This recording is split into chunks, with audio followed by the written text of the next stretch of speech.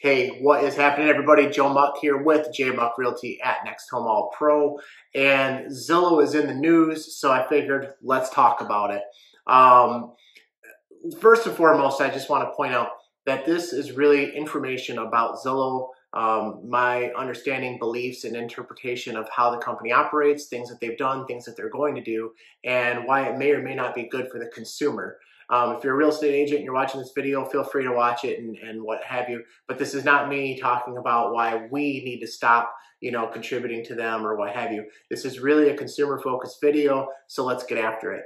Zillow, of course, is a company that was started in the early 2000s and started as a company that set out to be the WebMD of real estate.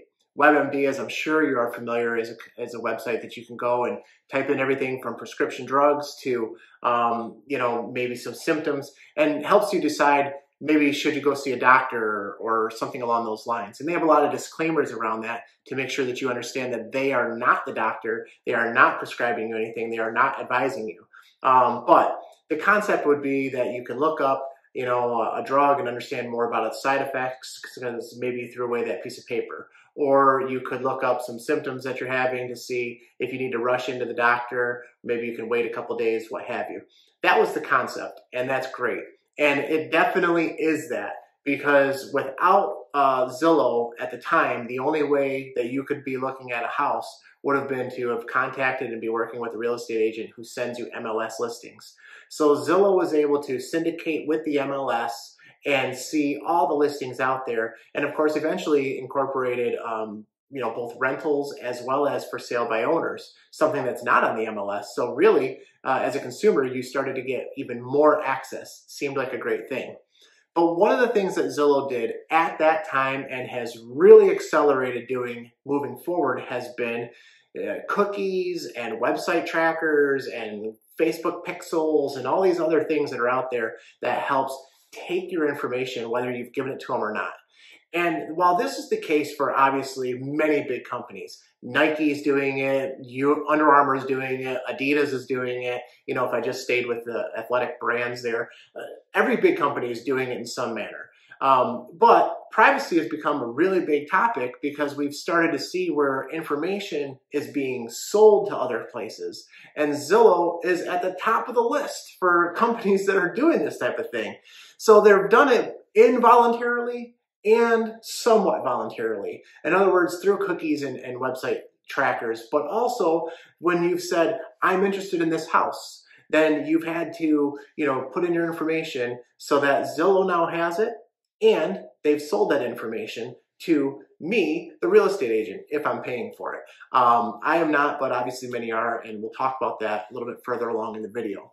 I actually have a little board off to the side of me because there's so many things to hit on. I wanted to make sure I hit them all. So if you see me do this, it's because I'm making sure I don't forget about something. So the cookies, the website trackers, it's something that's on a lot of things. But, when you're looking for a house, you are looking for a big financial decision. And so that should be a big red flag if you're not giving permission for people to know that you're doing such a thing. And unfortunately, that is the case when you are doing a search on Zillow.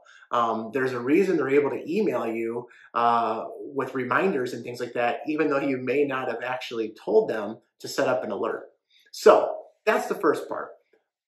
After that, they've done what every big company does. Facebook also owns Oculus, which is a VR company, and yet they are completely separate. So you have to dig deep as to understanding maybe why they want to own a company like that. Google also is involved with chromosome and genetic testing companies. You might have to look into why they want to do that type of thing. Well, Zillow bought Dotloop. And Dotloop is a company that many real estate agents use, and non-real estate agents for that matter, use for the digital signatures. Most people are either using Authentisign, DocuSign, or Dotloop. And while there are others out there, those are the main three. And we're still using them. In fact, Dotloop is so slick and easy to use that I pay out of pocket even though I have free access to some of the other options out there. With Dotloop, when we send you that information, we have to put in, obviously, your name, your email, potentially your phone number, and then there's the information about the actual house or rental that you're looking to get into. And so all that's being put into .loop. It is also then all being tabulated. It is all being stored somewhere, and the data is able to be used. Well, Zillow bought .loop. Now, there is no evidence that they're using this to their advantage. There's no evidence to say that they're using it to a disadvantage to you. It's just important that you understand that Zillow is tracking data. And if there's one thing that we've heard and learned about in the last couple of years, it's that those who have the data have the business. They have almost everything. It's why hacking exists today. It's why companies are buying other companies. They want the data. Okay, and Zillow has the data. So they have the data they track from your websites, they have, or your searches, I should say. They have the data that you put in. Now they have the data from .loop. The reason they're in the news right now, and their stock as of today is up at least $20 a share, is because they also have now bought ShowingTime. ShowingTime, of course, is an independent company that most MLSs in the United States use to help schedule showings on listings. This would be the case whether the listing agent was showing the house for a potential buyer or a buyer's agent is showing the house for a potential buyer.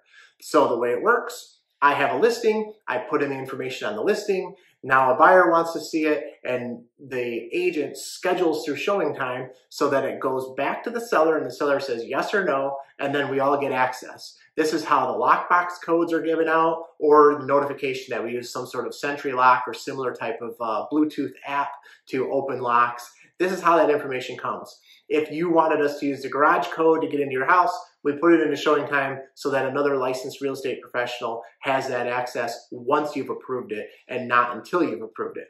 So it's a great thing. Well, that means there's millions of pieces of data in there that Zillow has just purchased. Again, there's no indication to say that they're going to use this in any negative way, but it's really questionable as to why they want this much more data. Why do they want the one company that has access into the homes out there? I don't know. You don't know. Just something to think about. So we've got website tracking, individuals putting in information, .loop, ShowingTime. What else is Zillow doing? How are they making money to buy all these things? Well, I hit on it earlier, so let's go into it right now. For years, real estate agents have been paying Zillow for ad space. So you got the listing here, and right over here you've got 1, 2, 3, 4, maybe 5 names on who to click on that says, I'm interested in this home. You can individually click on them, or you can just say, I'm interested, and Zillow sends it out. Now they've changed their business model. At one time they sent it to all 5. At one time they sent it to just 1. At one time they sent it to the actual listing agent. You know, it all depends, but at the end of the day, it's normally going to someone who is paying them for that ad space. The hotter the zip code, the hotter the price of the ad space. So if some real estate agent is looking for 20 new leads this month, it might cost thousands of dollars for that one agent to get those 20, 23, 24 names on their ad space. But you saw that there was 5. There's actually 6, 7, 8, 10. And the really funny thing about Zillow is they don't just sell 100%. They sell above 100%. So if I wanted to be in a particular zip code and some agent has 50% of the market share, that doesn't mean that there's less than 50 left. I could buy a certain percentage and they'll have more than 100% available. It's really amazing. So they win and they get money and they sell that information to people that want to buy that information. Another thing that Zillow has done, of course, is created a mortgage branch of their company. Now, this isn't available everywhere in the country, but it is out there and it's a way to generate money. No big deal, it's just there. And a third way that Zillow has generated income and revenue has been their version of an iBuyer program. You're probably seeing things like Offers, iBuyer, YouPraise, I believe, is now doing it, and tons of other places are doing this program where basically You don't want to have people coming in the house. You don't want to interview a real estate agent. You don't want to pay a realtor's commission and all these things. So you're using this iBuyer style program. Well, first of all, on average, the iBuyer programs have a cost of about 8%. And while there's no technical real term, because it would be considered price fixing for how much a real estate agent charges, there are a lot of brokerages that require on a listing to collect 6%. So you can assume whether it's 5%, 6%, 7%, even 8%, you can assume it is cheaper or the same to hire a real estate agent to sell your home as it is to use one of these programs. But forget about that. More importantly with these programs, the way they make the money is buying below value. The reason, the proposition, if you will, is we'll make it easy on you and you will sell for a discount. Now that's not what they say to you, but that's exactly what's happening. So you have a $200,000 house, you sell it for somewhere between 12 and 30%. I've even heard of a couple of 40% below market value sales. So $200,000 house, let's say you sell it for $165,000. It's an easy transaction. You never even met the buyer. Someone maybe never even came through your home. Nothing ever happened except some digital paperwork, an 8% fee, sold for $35,000 less than market value, and in 2 to 4 weeks, you're out of the house versus the normal process of scheduling, some pictures, some showings, some, a deal maybe falls apart, 2, 4, 6, 8, 3, who knows how many weeks for sure. We don't know. And that's the proposition. You do know with these iBuyers. Well, I can promise you this. If you're thinking about selling significantly below market value and still paying a high commission, contact me and I will put that together for you. I promise you that I have the resources available to make sure that a deal takes place when you're looking to sell for 30 to 40% below market value and want to pay 8% commission on top of it. It'll happen. So this is happening because a lot of people are looking for a quick, easy, fast transaction. And don't get me wrong, some people need it. There are circumstances where this makes 100% sense. Unfortunately, that's not the marketing behind it, and that's not what you're being led to believe, and that's what's occurring out there right now in the market. So you've got the iBuyer program. They have a real estate mortgage company. They've got real estate agents paying them for services. They've got showing time, they've got dot loop, and they've got you giving them information, or they're just tracking it anyways through their website trackers and pixels and things like that. That's how a lot of the information is happening. So what's Zillow doing with a lot of this stuff? Well, they've recently become a real estate broker. They are personally hiring real estate agents. Interestingly, because WebMD does not have doctors. When you subscribe and type out something for WebMD, there's not an option to have 5, 6, 7 doctors reach out to you and schedule a visit to see if that rash is really just a rash, poison ivy, poison oak, are you dying? They don't do any of that, right? It's just WebMD. And yet Zillow is now not only selling this to all those other agents, but they're starting to hire their own agents. And let me just tell you a big secret in the industry. There's a lot of coaches out there that train people, especially new agents, to call, dial, text, email. In fact, there's even a saying that you should call until they buy or they die. In other words, don't stop hassling. Now, this is where the funny Saturday Night Live video kind of comes from recently. This is where people have come to hate people in my profession because they won't leave you alone. And I apologize for those people. But let me be clear that Zillow, who has all the phone numbers and all the emails and all the addresses and all the names of all the buyers and sellers now, is hiring agents. I don't know what kind of privacy laws are in effect. I don't know how you're going to be able to opt out of things.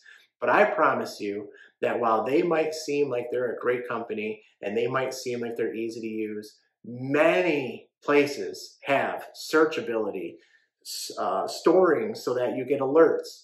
Agents are willing to give you that type of information with no commitment, no financial implications. If you are even just casually browsing, again, as the SNL skit had to show, and a lot of people are, You can do that on other places in Zillow. Is Zillow the devil? Absolutely not. They've been a great resource. They're going to continue to be a great resource. They might just become a new competitor, and that's fine. But I think it's important that you, the consumer, knows exactly what you're signing up for when you sign up on good old Zillow.com. Hopefully this information was useful. I know it was long. I apologize. It's impossible to get that much information out in just a 2 or 3 or 4 minute video. If you have any questions, any concerns, and if you're a lawyer that's going to sue me, reach out, DM me, whatever you got to do. Thanks for tuning in. Like, subscribe, and share, and we'll see you soon.